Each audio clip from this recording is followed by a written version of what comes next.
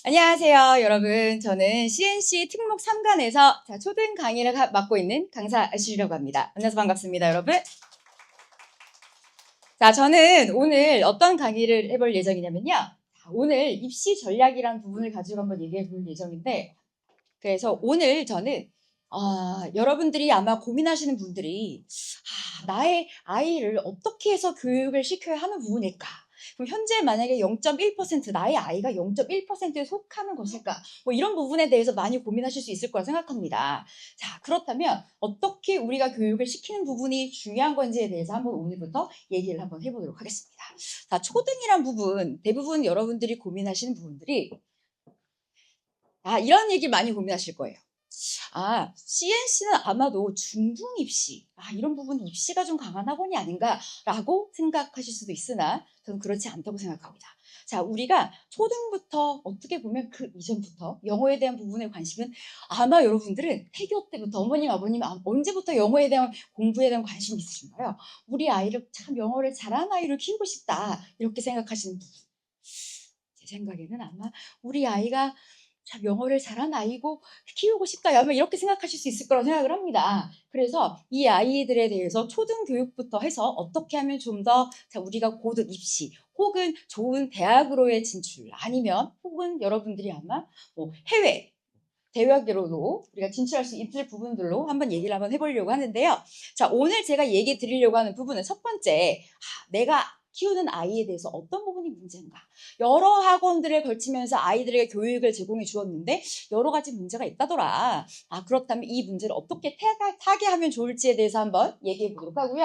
두 번째는 우리 아이가 가지고 있는 학습 성향이 어떤지를 한번 여러분들이 파악해 보시는 것이 중요할 것 같습니다. 자, 그리고 나서 그거에 따른 맞춤 전략을 한번 얘기해 볼 건데요. 자, 그리고 나서 세 번째는 영역별로 어떻게 하면 우리가 학습을 해보면 좋을지를 한번 얘기해 보도록 하고요. 그리고 나서 오늘에 대해서 여러분들께 저한테 질문하실 수 있는 기회를 드리도록 하겠습니다. 자, 저는 오늘 아까 얘기드렸던 강의를 맡고 있는 강사 애슐리라고 하고요.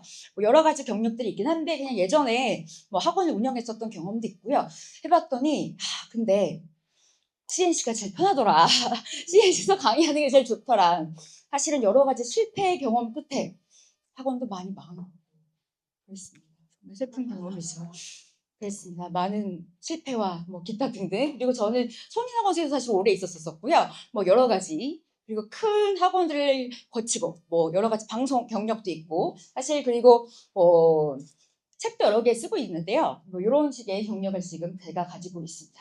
그러니까 저는 이제 어떻게 얘기해 드릴 수 있냐면 아이들부터 그다음에 성인까지 올라운드로 가르칠 수 있는 사람이 이 아이의 전 연령에 대한 부분의 교육을 이 사람이 책임질 수 있다라고 얘기 드릴 수 있을 것 같습니다. 그냥 저에 대한 자랑을 살짝 해보았고요. 첫 번째 얘기 드리고 싶은 부분이 왜 초등 영어라는 것이 고등 입시 혹은 그 이상에 대한 부분의 성패를 가를까라는 부분입니다. 자, 첫 번째 우리 한번 얘기해 보겠습니다. 왜 같은 영어 수업을 듣는데 이 집에는 잘하는데 우리 애는 잘 못하는 것인가? 이 선생님이 진짜 유명하다더라. 그래서 내가 열심히 등록을 해서 이 아이를 보냈어요. 그쵸? 그런 경험 있으시죠? 감사합니다. CNC에 보내주고 계신 많은 학부모 여러분. 자, 근데 이런 거에 관련해서 제가 학부모님들과 굉장히 상담을 많이 하거든요. 아니, CNC가 유명하다고 해서 제가 먼 지역에서 셔틀을 태워서 보내는데, 근데 왜 우리 아이가 적응을 잘 못하는 걸까요? 했었을 때, 왜 어떤 아이는 잘하고 어떤 아이 못하는 부분. 이게 학원과 맞는 건지, 아니면 선생님과의 차이인 건지, 그쵸, 여러분? 궁금하시죠? 자, 두 번째는 네, 1번보다 아마 2번이 더 궁금하실 것 같아요. 형제인데. 근데 형제 부분이니까 아마, 알고 있으시죠? 형제의 이 아이들의 성향의 차이라는 거? 얘는 잘하는데, 얘는 못하고. 이랬을 때 이제 어머님들 아주 큰 고민의 늪에 빠지시게 되는 것 같습니다. 저는 사실 이때 보이시게, 아이는 아직 없지만, 또 나이가 연령이 어머님들과 좀 비슷한 연령이다 보니 제 주위에 있는 친구들이 항상 물어보거든요. 그래서 어떻게 키워야 되는 거야? 영어는 어떻게 해야 되는 거야? 그래서 저는 얘기를 하죠. 이렇게 키워야 되는 거야 라고 얘기해봤자 아니야.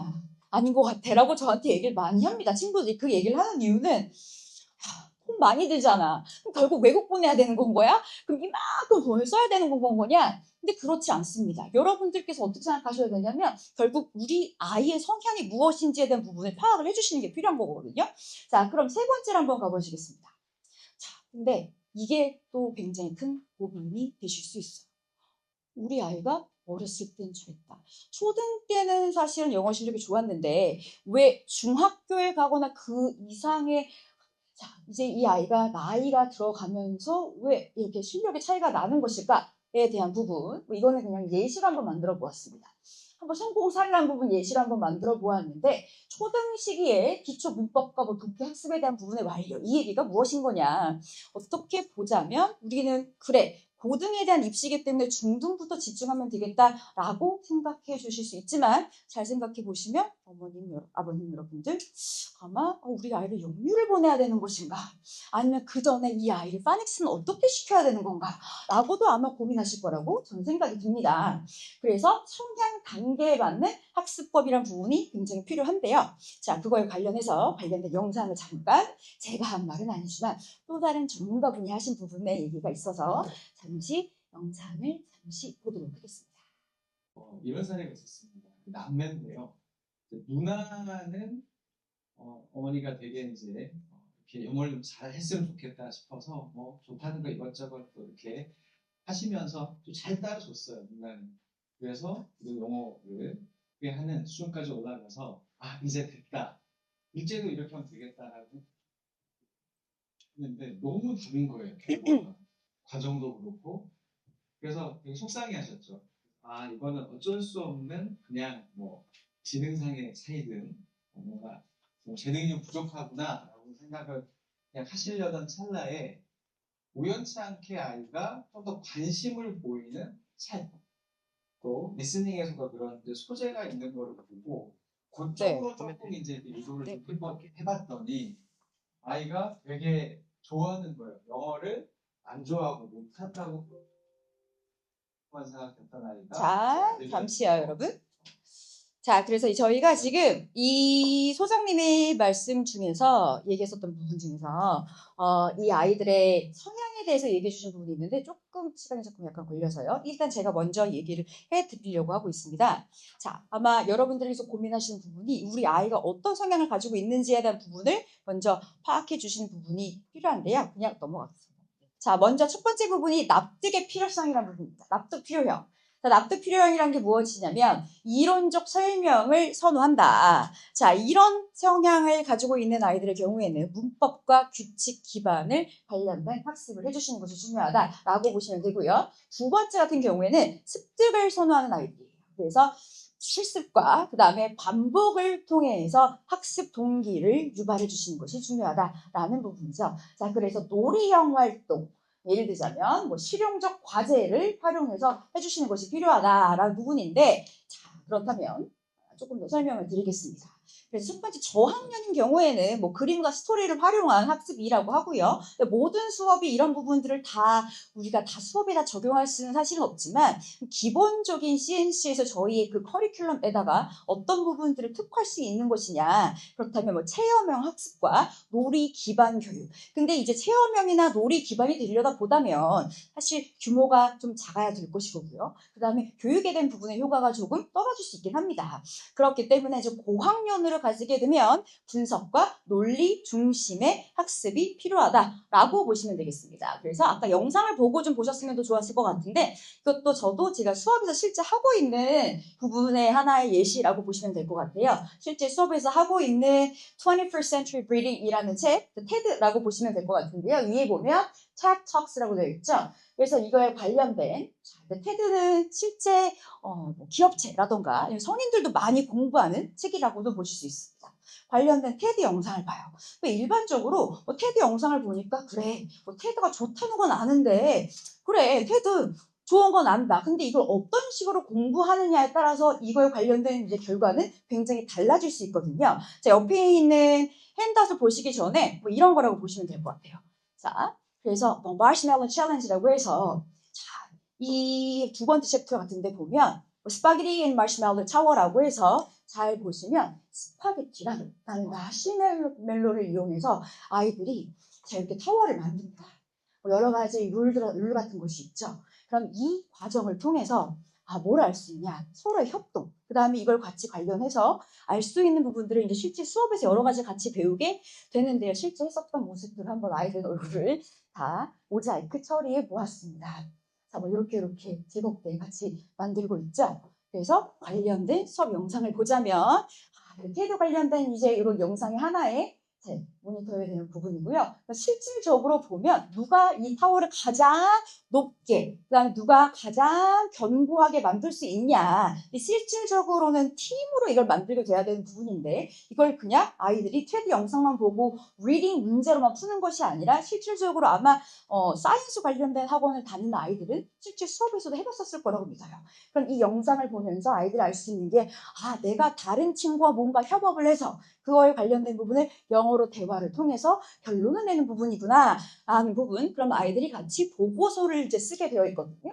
옆에 부분에 어떤 식으로 어떤 진행을 하게 되었는지 그 과정을 통해서 자연스럽게 영어로 같이 대화를 하게 된다라고 보시면 되겠습니다. 그러니까 일반적인 이게 테드 리딩 책이라서 리딩만 사실 하게 되는 부분이 아니고 자연스럽게 당연히 팀 빌딩을 해야 되기 때문에 그렇다면 서로의 그 커뮤니케이션이라는 부분은 자연스럽게 필요하다라는 부분인 거죠. 자, 그렇다면 계속 보도록 하겠습니다. 아까 얘기 드렸던 것처럼 납득이 필요하다. 이론적 설명을 선호하는 아이들이다. 그렇다면 꼭 문법이라고만 얘기하기보다는 문법이라는 것은 아시겠지만 규칙이 정해져 있습니다. 이 룰이란 부분을 정확하게 아이들한테 인지해 준다라면 놀이와 학습이 아니라 이건 이렇게 써야 되는 거야 라는 문법의 정확한 규칙을 아이들에게 인지시켜주고 그 부분에 대한 적절한 예시와 그 다음에 적절한 반복 학습이 이루어진다면 이 아이들한테는 학습을 할 만하게 되는 거죠. 하지만 만약에 습득 선호를 하는 아이들이라면 난 이해가 안 돼. 재미가 없어. 지겨워. 학원에 가고 싶지 않아. 예를 들자면 아무리 단어를 외워도 점수가 나오지 않아 때문에 이것 때문에 또 고민을 많이 할 수도 있습니다. 자, 그러면 우리가 이번에 해볼 얘기는 뭐냐면 영문법 같이 관련해서 독해, 어휘에 대한 부분을 통합적으로 한번 얘기를 해보도록 하겠습니다. 자, 그러면 문법 학습의 중요성과 구성 과제에 대한 얘기를 한번 해보려고 하는데요. 자, 잘못된 세 가지 문법 학습에 대한 얘기는 첫 번째, 암기 위주의 학습입니다. 아니, 그럼 공부는 암기를 위주로 하는 것이 아니냐? 맞긴 맞습니다. 근데 이게 단순한 암기 위주인 건지 이해를 통한 반복적인 암기인 건지에 따라서 달라진다는 것이죠. 그리고 두 번째가 또 굉장히 중요한 부분인데 발달 단계와 맞지 않는 학습. 사실 저는 이 부분을 굉장히 많이 본 것 같아요. 제가 가르치고 있는 학생 중에서 학력이 좀 낮은데 이제 저희 반에 들어온 학생이 있었어요. 근데 이미 이 학생은 어머님께서도 굉장히 자랑스럽게 이 아이는 문법을 이미 중3 문법까지 다 끝내고 왔습니다. 그리고 수능 문법까지 완벽히 다 끝내고 왔어요. 완벽히 끝내고 왔어요라고 했지만 수능 관련된 문제에서 문법 문항을 사실 맞추기 어려워하더라고요. 완벽히라는 부분은 사실 있기 사실 어렵거든요. 그런데 그 이유가 무엇이냐? 어휘 부분에, 그러니까 문법적 용어 설명 부분에 있어서 이 아이가 3학년에서 4학년 올라간 아이였는데 이해를 하지 못해요. 그 부분을 감당하지 못한다라는 부분인 거죠. 그렇다면 그 아이가 배웠었을 때 고3 문법까지만을 끝냈다고 했을 때 고3 수준으로 배웠던 건지 아니면 초등학교 3학년 눈으로 배웠던 건지 그 아이가 고3 학생들과 같이 공부했던 건지에 따라 결과가 절대적으로 달라지거든요. 저는 어떻게 생각하냐면 그 아이가 실력이 좋아서 분명 수능에 나오는 문법을 예를 들어 고1의 모의고사, 고3의 모의고사 따라 달라집니다. 그렇다면 그 아이의 눈에 맞게끔 용법도 설명을 선생님이 바꿔서 해줘야 되겠죠. 아이들이 그런 부분을 굉장히 어려워하기 때문에 이게 명사적 용법, 형용사적 용법 그냥 이런 표현 자체도 아이들은 예를 들자면 가산 명사, 불가산 명사란 표현 자체도 이건 아이들한테 어렵기 때문에 영어를 영어로 설명을 해줘야 하는 아이가 있을 수도 있고 그렇죠. 그렇기 때문에 무조건적으로 선행학습이란 부분이 맞다라고만 볼 수 없다는 것이 이건 아이에 따라 달라질 수 있습니다, 여러분. 그럼 세 번째는 파편적 문법 학습이라는 게 무엇이냐? 이것도 일반적으로 이제 리딩 문제를 풀면서 얘가 여기서는 어떤 문법을 했고 여기서는 어떤 문법을 했고 근데 전반적으로 전체적인 문법에 대한 지도가 머릿속에 정리가 되어 있지 않는 아이라면 일반적인 일부 저희 아이가요. 수동태는 잘하는데 이건 못해요 라는 부분이 어떻게 보면 잘하는 부분의 영역과 잘하지 못하는 부분의 영역이 있을 수 있으나 이 문법이란 부분을 처음부터 꾸준히 잘 했는지에 대한 부분을 한번 판단해 보셔야 되는 부분이 필요합니다. 가령 여러분 문법에 대한 얘기가 들어가니까 지겨워지기 시작하시죠. 자, 이 아이가 어머님 아버님도 동사에 대한 부분을 하실 거예요. 이 아이가 동사의 3단 변형을 모르는데 갑자기 수동태에 대한 부분이라던가 완료 시제에 대한 부분을 얘가 문제를 잘 푼다를 예상하시긴 사실 어렵다는 부분이죠. 앞에 부분이 뭔가 지금 되지 않았는데 뒤에 부분 문법은 잘해요. 그렇기 때문에 전체적으로 파편적 문법 학습이 이루어졌다면 이 아이의 전체적으로 문법의 지도를 머릿속에 정리해 주시는 것부터가 일단은 선행되어야 됩니다. 자, 그렇다면 문법 공부의 사실 진짜 목적이라는 게 무엇이냐? 문제만 잘 푸는 것이 아니라 초등 문법의 일단 목표는 기본 구조 이겁니다, 여러분. 학습에서의 핵심 규칙을 일단 이해하는 게 중요하고요. 그 다음에 중고등 문법으로 가게 됐을 때 복잡한 문장 구조 그리고 고급 구문을 분석하는 것이 중요합니다. 그 이유가 무엇이냐? 수능 문제를 풀어야 되는 거거든요. 근데 꼭 우리 아이를 우리나라에서만 나는 이 아이를 한국에 있는 대학으로만 보낼 것이 아니다. 근데 그렇더라도 맞습니다. 이 아이를 여러분이 IELTS를 시험을 보게 하시든 아니면 토플을 보시게 하시든 똑같이 그 정도의 난이도에 있는 지문을 이 아이가 시험을 보게 해야 된다라고 하신다면 문장 구조와 고급 구문을 분석할 수 있는 능력을 갖춰야 한다라는 것이죠. 그럼 그게 무엇이냐면 독해와 라이팅 능력을 신화시키는 것이다 라고 생각해 주시면 됩니다. 자, 그러면 문법과 구문의 차이가 무엇인지 설명드릴게요. 자, 문법이라는 것은 언어의 규칙과 구조이고 그 다음에 구문은 문장의 실제 사용과 분석을 얘기하는 것이다 라고 보시면 됩니다. 빠르게 진행해 볼게요, 여러분. 자, 효과적인 문법 학습법이라는 부분은 1번. 자, 기초 문법 개념을 익힌다. 그래서 주어, 동사, 목적어 일단 이거부터 알아주면 되는 거예요. 자, 두 번째는요. 문장 속에서 문법 규칙 적용을 연습합니다. 자, 세 번째는 구문 분석과 문법을 활용할 수 있어야 되는데요. 자, 여러분들, 그럼 아이가 문법을 뭔가 문제만 잘 푼다. 그럼 이 아이가 문법 시험 점수가 좋으니까 문법을 잘하는 걸까요? 어떻게 생각하세요? 어머님들. 문법 시험 이번에 100점 맞았네. 선생님 너무 감사합니다. 우리 잘했다. 사실 여기서 끝이 아니거든요. 영어에선 인풋과 아웃풋이 있는데 그 문법 시험을 다 맞아서가 끝이 아니라 이 문법을 활용하여 아이가 스피킹, 라이팅으로 장문이 안 되고 말을 못한다면 사실 아직도 반쪽짜리 영어인 거죠. 그렇죠, 여러분. 그렇기 때문에 말과 그 다음에 글로 쓸 수 없다라면 역시 오늘은 100점인데 내일은 또다시 이 점수가 몇 점일지 모르는 거죠. 그냥 그날 그 파트에 오늘 조동사는 내가 열심히 공부를 많이 했어. 그래서 점수가 잘 나올 수 있습니다. 이해되신 거죠, 여러분? 혹은 전체적인 문법의 개념이 아직 정리가 안 되실 수 있다는 부분이에요. 자, 그렇다면 그래서 저는 이제 어떻게 생각하냐면요. 문법 학습 기본기를 일단 다져야 하고 전체적으로 잘 가르치기 위하여 독해 훈련이라는 부분이 굉장히 중요합니다. 문법과 어휘를 활용해서 이해력을 높이는 부분. 그럼 어휘의 암기란 부분인데 사실 암기란 부분은 이거에 대해서 저는 이제 오늘 어떤 부분을 고민했는지 저는 어떻게 수업합니다 하지만 어머님들이 저한테 가장 많이 물어보시는 분 1번 우리 아이가 단어 외우는 걸 너무 싫어해요. 자, 그럼 제가 진짜 어머님 아버님들께 여쭤볼게요. 어머님 아버님 단어 외우는 거 학창 시절에 좋아하셨나요? 손 들어보시겠습니다. 좋아하셨나요? 좋아하신 분 있으신가요, 여러분?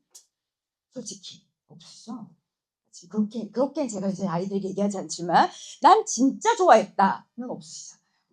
누구나 싫어합니다. 누구나 싫어하고 누구나 힘든 작업인데 그걸 내 아이한테 넌 좋아해라. 이건 사실 쉽지 않죠. 그냥 외워, 또 외우면 돼. 아니에요. 근데 그 작업을 어떻게 하면 즐겁게 해줘야 되는 거냐? 즐겁진 않죠. 나도 안 즐거운데.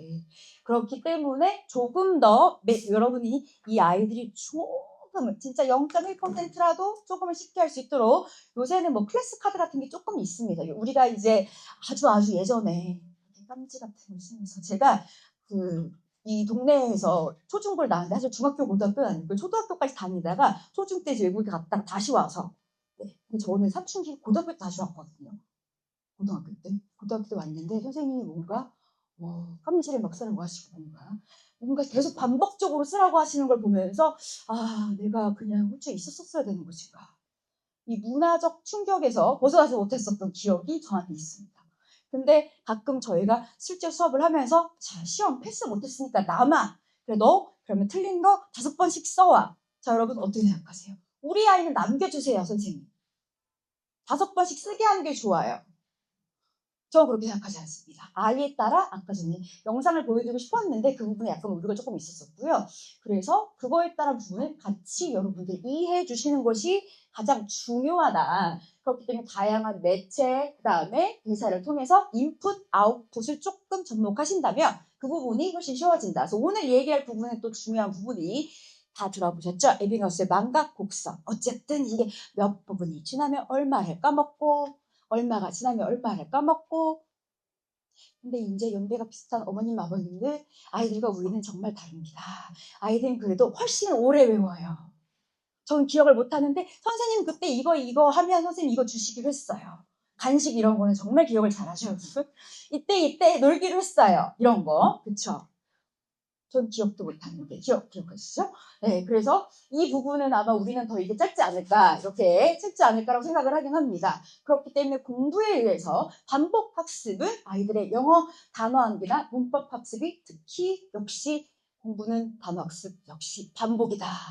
반복. 그럼 단어 방법을 어떻게 해야 되는 것이냐? 실제 수업하고 있는 책을 가지고 하나 예시를 드려볼게요. 서브젝트 링크라는 책인데 그냥 이 책을 선택했던 이유는 누구나 다 많이 알고 있을 만한 책이라고 생각을 해서 조금 대중적인 책을 조금 가지고 와서 보여드리고 있습니다. 아까 테드도 조금 많이 알고 있지 않으실까라고 생각을 해서 자 그러면 거기에 있는 챕터 1인데요. 이 책의 챕터 1에 크라임에 관련된 부분이 있고 그중 레슨 2, criminal profiler 이런 부분이 있습니다. 저는 이제 이런 식의 부분에서 다른 선생님들과 똑같이 리딩 지문을 같이 분석하고 관련된 지문에 있는 문제를 풀고 이런 부분 단어 어휘를 암기하게 하고는 똑같습니다. 그쵸? 못하면 조금 다시 요리하고 집에도 조금 못 가게 하고요. 그런 부분은 잘하면 칭찬 스티커도 주고 이런 부분은 똑같은데 그러면 이 아이들을 어떻게 하면 조금 더 쉽게 할 수 있냐? 그래서 이게 셜록 홈즈와 관련된 부분인데 실제 이 아이들 프로파일러 디텍티브가 돼서 실제 저희가 이런 문제를 풀어봐요. 네, 그러면 그래서 Detective Holmes is brought in to help the police. 그럼 이제 아이들이 뭐가 되냐면요. 디텍티브가 돼서 실제 이 사건을 풀어보게 됩니다. 근데 신기한 건 요 파트에 관련된 건 아이들이 단어 시험을 잘 봤어요. 이때만요. 근데 매번 이렇게 할 수는 없어요. 안타깝지만 매번 이렇게 할 수는 없다. 그래서 이거 그렇죠. 네, 이거는 이제 제 어머니는요. 크리스마스에 선물로 준비했던 이게 크리스마스 선물입니다. 크리스마스 선물이야. 또 준비했었던 부분이고요. 나중에 보여드리겠지만 미리 보여드릴게요. 나중에 보여드리겠지만 이거에 관련해서 여기에 관련된 부분으로 지금 아직 시행하진 않았는데 요 관련된 부분들을 가지고 라이팅 때 보여드리겠습니다. 이 아이들을 여기까지는 어떻게 보면 인풋이고요. 아웃풋으로 끄집어내는 게 중요하다. 인풋, 아웃풋 모든 영역을 다 다뤄주는 것이 중요하다라고 보시면 됩니다. 결국 라이팅이란 부분인데 자, 라이팅 역시 문법 단어만 잘 안다고 글쓰기가 가능하지 않고요. 수정이 없으면 어떻게 생각하세요? 난 수정해 줄 수 있다. 나는 아이의 발음을 교정해 줄 수 있다. 제가 아까 저희 이력에서 보셨겠지만 성인영어를 사실 전 진짜 오래 했었습니다. 성인영어도 오래 했었고 자신있게 얘기하면 전국에서 1타였습니다. 네, 지금도 저희 인강은 여러분이 검색해보시면 아시겠지만 책도 팔고 있습니다. 자, 그런데 중요한 부분이 나는 나의 발음을 나의 자녀에게 책을 읽어주면서 따라하라고 할 수 있다. 전 성인분들께 뭐라 그랬냐면 MP3를 틀어주세요. 학생분들께 항상 직장인분들께 자, 그러시고 틀어주세요. 라고 많이 얘기를 드렸거든요. 안 된다. 누구님 안 되십니다. 틀어주셔요. 추후 자녀의 미래를 위하여 이런 얘기를 많이 했었거든요. 근데 무슨 말씀인지 아시죠? 여러분. 요새는 책이 많이 참 발달되어 있어요. 그렇죠? 같이 읽어주시는 건 추천합니다. 자, 그렇다면 결국은 어떻게 되는 거냐면 라이팅에서도요. 이건 사실 어떻게 교육을 시키시냐에 따라 달라질 수 있어요. 이건 그냥 전반적인 부분인데 저는 어떻게 생각을 하냐면 알파벳 쓰기가 사실은 초등학교 1학년, 3학년 전에 솔직히 저는 이루어져야 되지 않나라고 생각하긴 합니다.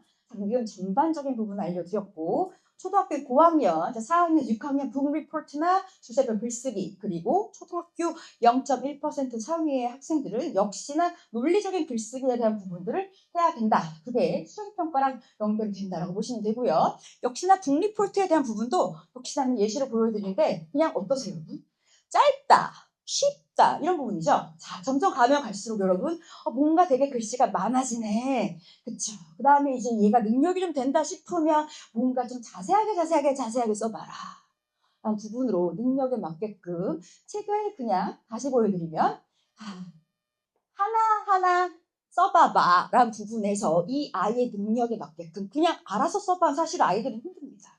부모님의 가이드가 사실은 필요하다는 거죠. 책을 읽을 때도 좀 흥미를 가질 수 있게끔 레벨에 맞게끔 독립부도 쓸 때도 좀 아이의 레벨에 맞게끔 좀 자세히 쓸 수 있게끔 도움을 주시는 것이 필요하다는 겁니다. 저희 반 아이들은 사실 굉장히 레벨이 높은 아이들은 아니고요. 지금 저는 뭐 ST 레벨 뭐 이런 정도 ST는 아니고 여기는 메타 정도의 레벨이라고 보시면 되는데 이 아이가 굉장히 잘 쓰진 않았고 아까 전에 그 크리미널 프로파일러 관련된 부분을 아이들이 이제 쓴 거고요. 이걸 가지고 제가 다시 타이핑을 해서 그 다음에 이렇게 다시 전달해 줍니다. 아까 얘기했던 그 챕터 1에 관련된 부분 이렇게 씁니다. 이걸 가지고 어떻게 하냐? 인풋이었죠. 단어 열심히 외우고 이걸 가지고 이제 아웃풋으로 하게 된다. 저는 이걸 보여드리는 이유는 실제 제가 수업에서 이렇게 통번역 수업 아까 오전에 통번역 관련된 특강을 했었었는데요. 이런 부분을 가지고 실제 수업을 하게 됐을 때 급수에 대한 부분 우리 아이가 특목고를 진행하게 될 때도 조금은 더 유리할 수 있다라는 부분 역시 이 아이가 중요하죠, 여러분. 고대 특목고 관련된 부분에서 고대에서 하는 통번역 관련된 부분에 얘가 어떤 몇 급을 땄더라 라는 부분도 생각보다 어머님들께서 굉장히 좋아하시더라고요. 네, 그래서 목표 급수를 정하신 다음에 그다음에 이제 중등에 대한 부분에 선행 학습이 사실 가능할 수 있다고 보시면 되겠습니다. 나오는 컨텐츠의 내용은 어떤 거냐면요. 나오는 시험이 중등 교과서에서 대외로는 나오는 내용. 그리고 이 부분이 통역과 번역을 동시에 하기 때문에 생각보다 영화도 보고 봤던 부분을 말로도 해야 되기 때문에 처음에는 좀 쑥스러워해요. 레벨이 많이 높지 않은 아이들은. 근데 본인의 레벨을 선택해서 할 수 있기 때문에 그 부분이 좀 메리트라고 보실 수 있습니다. 자, 영어 유창성의 기준이라는 부분 역시나 스피킹에 대한 부분인데요. 역시 인풋이 부족하고 말을 만들어내려는 부분이 부족하다. 아까 이제 그리스 선생님께서는 최상위 부분, 저도 최상위를 같이 오픈하는데요. 최상위 부분뿐만 아니라 그렇지 않은 아이들도 있기 때문에 같이 부분을 보여드리려고 하고 있습니다. 그래서 만들어내는 부분에 연습이 조금 부족하거나 감정적 두려움이 조금 있을 수 있습니다. 이렇게 포인트가 좀 깨졌는데요. 자, 다른 영역과 같이 병행을 해야 되는 부분인데 리스닝과 리딩을 통해서 같이 해야 된다. 그다음에 모국어를 체득하는 방법이란 부분인데요. 이게 무슨 얘기인지를 한번 설명을 드리면 다른 영역과 스피킹을 할 때 실질적으로 생각해 보시면 아이들은 우리말을 배울 때 맨 처음에 이렇게 배우죠. 소리를 듣고 그 다음에 자연스럽게 엄마가 하는 말을 따라하게 된다는 거예요. 자, 그래서 넘어가도록 하겠습니다. 말하기 대회 같은 데를 여러분들이 참가할 수 있도록 도와주시면 더 좋을 수가 있겠죠. 실제 이것도 오늘 이제 수업을 했었던 부분인데 이런 식의 영화를 보고 아이들이 아웃풋을 끄집어낼 수 있도록 실제 수업을 같이 할 수 있는 부분인데 영화는 여러 가지를 만들어낼 수가 있습니다. 실제 영화에서 어떻게 설정을 하느냐에 따라서 한글로도 우리가 수업을 할 수 있고 실제 연기를 하듯이 같이 수업을 할 수 있다라고 보시면 되고요. 그냥 제가 이전에 학원도 이제 운영했었기 때문에 다양한 어떤 이런 식의 이벤트나 이런 아이들이 참여할 수 있는 콘테스트 같은 것들이 있는지 조금 설명을 드리려고 해요. 예를 들자면 YBM에서 하고 있는 이런 영어 콘테스트가 있고요. 여긴 상금이 100만 원입니다. 참고로 그냥 말씀드립니다. 네, 참고로 그렇다는 거. 그리고 볼퀴즈 선발대회 이게 끝나긴 했지만 이런 것도 있습니다. 아이가 호주에 가서 볼퀴즈가 처음 보셨나요? 이런 것도 있습니다. 여러 가지가 있죠. 그래서 이렇게 되면 시험을 보고 나서 실제 테니스를 조금 하긴 해야 한다라는 두 번째 생각이 있습니다. 영어 다음에 테니스를 잘해야 한다라는 두 번째, 이제 테니스를 시켜야 되는구나. 네, 그것도 좋은 생각이신 것 같습니다. 그리고 나면 호주에 갈 수 있다 이런 여러 가지 영어를 잘하게 됐을 때 다양한 이벤트가 있다는 형태로 그냥 보여드리려고 했던 거고요. 이거는 그냥 저번에 예전에 고대에서 말하기 대회를 했더니 실제 제가 우수 지도상도 받았고요. 저는 토익스피킹이나 토플 관련해서 강사가 할 수 있는 워크숍을 실제 수요를 해서 이걸 가지고 있습니다. 토플은 옛날에 했던 거라서 어디 갔는지 찾을 수가 없어서 토익 스피킹 라이팅 그리고 토플에 관련된 강사 워크숍을 수료를 했습니다. 자, 또 수능 영어 관련해서는 지금 많은 분들이 힘들어 하셔가지고요. 수능에서 이런 연계가 필요하다. 빨리빨리 넘어가겠습니다. 일단 2분 내에 빨리 끝낼게요. 자, 그래서 수능에서는 연계 왜 중요한 거냐 보신다면 요것만 설명드릴게요. 결국 토플 지문 보세요. 자, 지문 잘 모르시겠지만 빨간 거 보시겠습니다. 산림 벌채로 인한 서식지 상실. 자, 그럼 여기 있는 문제를 쭉 보신다면, 자, 관련된 부분의 단어들을 쭉 보게 됐었을 때, 잘 모르겠지만, 그쵸? 자, 이 부분과 같이 연계된 부분들의 지문들이, 자, 위에 부분이 여러분 수능에 나온 부분, 그쵸? 이 부분들 같이 나오는 지문들이 연계되고 있기 때문에, 수능이나, 그 다음에, 토플이나 비슷한 형태의 지문들이 같이 연계돼서 나오는 경우가 있구나라고 보시면 됩니다. 자, 그 다음에 이건 이제 지금 만들어서 하고 있는 부분인데요. LFM이라고 해서 실제 그 다음에 단어에 대한 부분을 같이 어휘 확장을 할 수 있는 식의 부분이 있고요. 아까 얘기 드렸듯이 그 다음에 수능 영어 지문 중에서 온도 상승으로 인한 비가 융해 같이 관련된 부분의 문제들이 있습니다. 그래서 토플에 대한 부분 지금 빠르게 아주 넘어갔는데 결국 중요한 게 뭐냐면요. 토플에 관련된 부분이 리스닝이든 리딩이든 토플에 대한 지문과 그 다음에 수능에 대한 지문의 연계 과정이 굉장히 깊기 때문에 이 부분을 여러분들이 같이 공부를 시켜주셔야 된다. 그러면 그 부분을 5학년, 6학년 실제 그 정도부터 시켜주시면 될 것 같다라는 부분입니다. 자, 그래서 이런 부분을 한번 얘기를 드리도록 하고요, 여러분. 그러면 질문 있으신 질문을 받는 형태로 하고 저는 강의를 마무리해 보도록 하겠습니다. 질문 있으신가요, 여러분? 질문 없으신가요? 그렇다면 저는 여기서 오늘의 강의를 마무리해 보도록 하겠습니다. 감사합니다.